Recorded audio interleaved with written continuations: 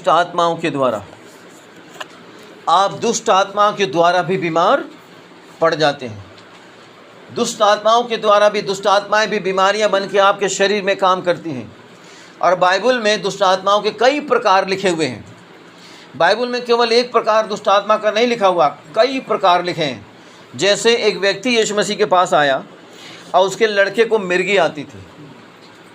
वो मिर्गी की स्पिरिट थी उसके अंदर।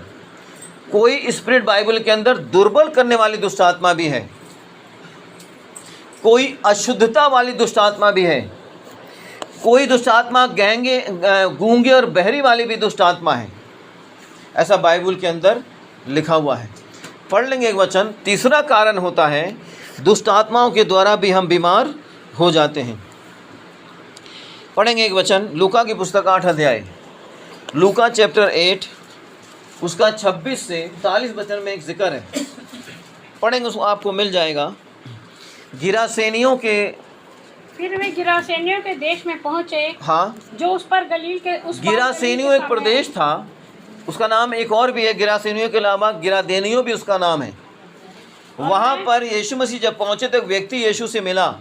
उस नगर का एक मनुष्य यीशु मसीह से मिला जिसमें दुष्ट आत्माएं भरी हुई थी ढेरों। बहुत दिनों से न कपड़े पहनता था और न घर में रहता था। वो फाड़ दिया करता था और नंगा ही भाग जाता था। कब्रों में रहा करता था। दुष्ट आत्मा भगाई फिरती थी। उस विपत्ति का कारण दुष्ट आत्मा थी जो उसके अंदर समा गई थी। मगर दुष्ट आत्मा आती क्यों है इंसान के अंदर? इंसान के अंदर दुष्ट आत्मा कैसे आ सकती है? क्या ये संभव है कि हर एक के अंदर दुष्ट आत्मा समा जाए? कभी भी हर एक के अंदर दुष्ट आत्मा समा नहीं सकती है। इतनी पावर उसके अंदर नहीं है। ऐसा नहीं हो कि हर एक के अंदर दुष्ट आत्मा समा जाए। अगर मान लीजिए दुष्ट आत्मा, ये जो व्यक्ति है जिसके अंदर दुष्ट आत्मा है, इसका काम क्या है? ये कपड़े उतार कर भाग जाता है, कब्रों में रहता है, अपने आप को घायल करता था। अगर हर एक के अंदर दुष्ट आत्मा समा जाए ये वाली, तो वो यही करेंगे। और अगर वो यही करेंगे तो बाइबल कब पढ़ेंगे, दुआ कब करेंगे, वो परमेश्वर के भवन में कब जाएंगे? तो शैतान का काम तो बहुत आसान हो गया। वो हर एक के अंदर अपने दूतों को कहेगा चले जाओ इनके अंदर। हर एक के अंदर दुष्ट आत्मा समा जाएगी और वो इसी प्रकार से भागेंगे और अपने आप को घायल करते रहेंगे। ये संभव नहीं है। हर एक के अंदर दुष्ट आत्मा समा जाए, ये संभव नहीं है। जब तक आप द्वार नहीं खोलेंगे दुष्ट आत्मा के लिए, वो कभी एंटर नहीं हो सकती है।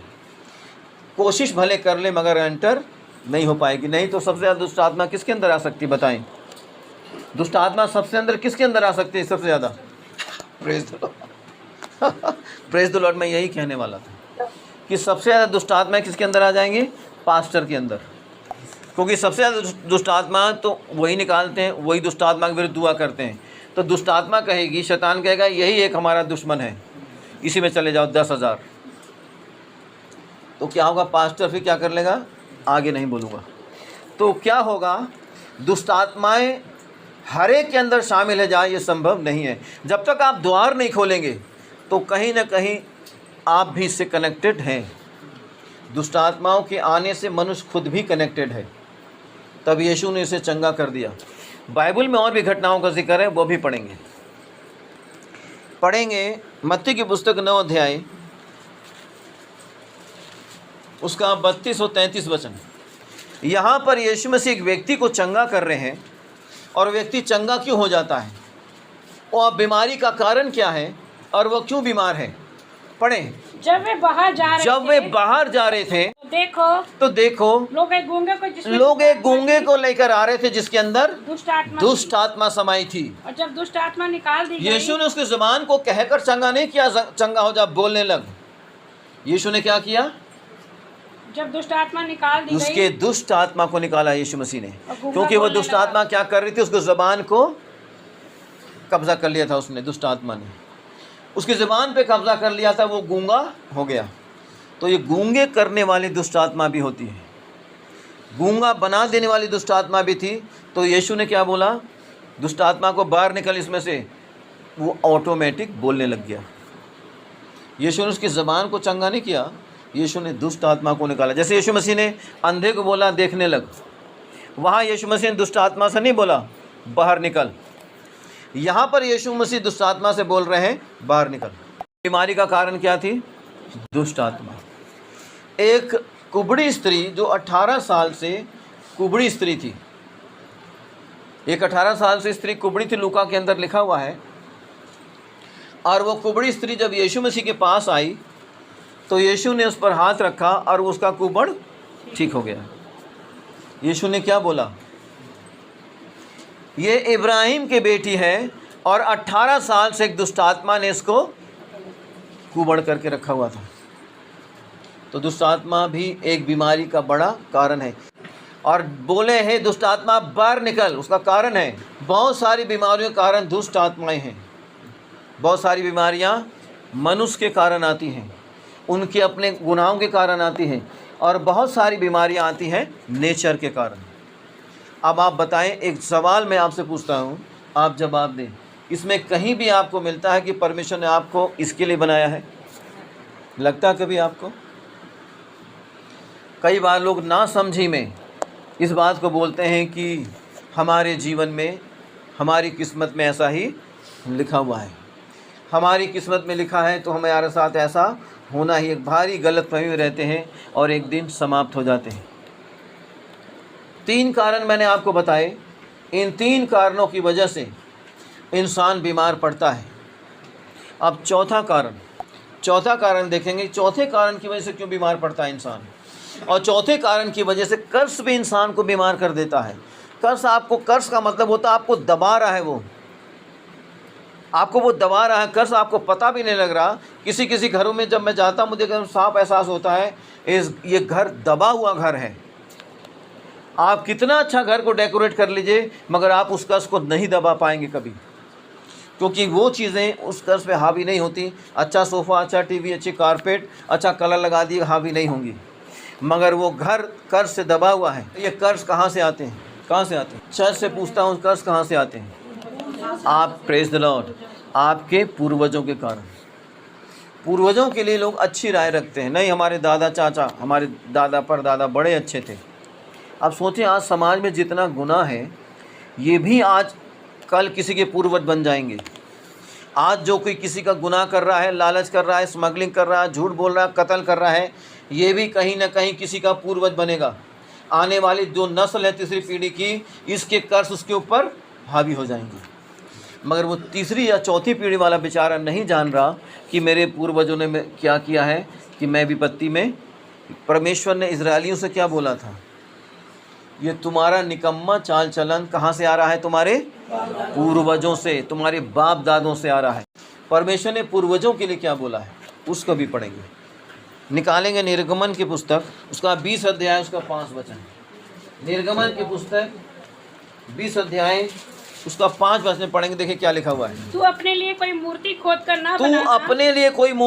कर ना बनाना, ना किसी की प्रतिमा बनाना, जो आकाश में या पृथ्वी पर, या पृथ्वी के जल में है। तू उनको दंडवत मत करना, ना उनकी उपासना करना, क्योंकि मैं तेरा परमेश्वर यहोवा जलन रखने वाला, जलन मतलब प्रेम करने वाला वो है। जब आप उसे प्रेम नहीं करेंगे तो प्रेम के विरुद्ध उसे जलन होती है।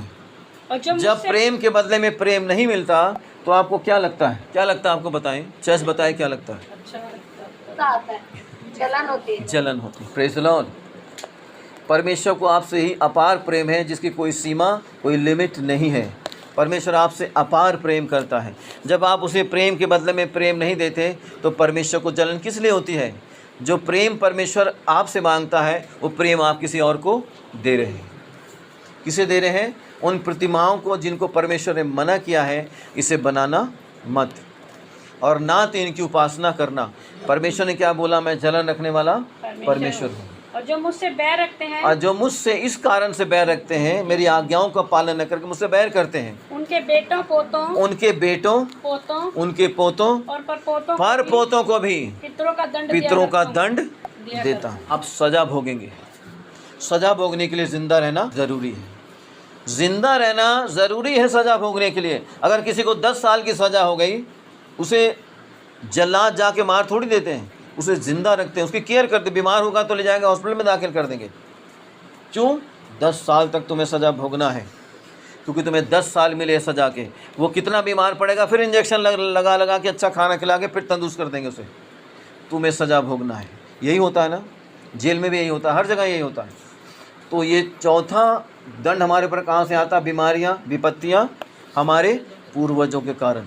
मगर पूर्वजों ने क्या किया है आपको पता भी? पूर्वजों ने कुछ ऐसा किया है आपको नहीं मालूम है, और अगर आपको नहीं मालूम है तो आप करेंगे क्या उससे छूटने के लिए? परमेश्वर कहता है ये तुम्हारे ऊपर विपत्ति तुम्हारे पूर्वजों के कारण आई है।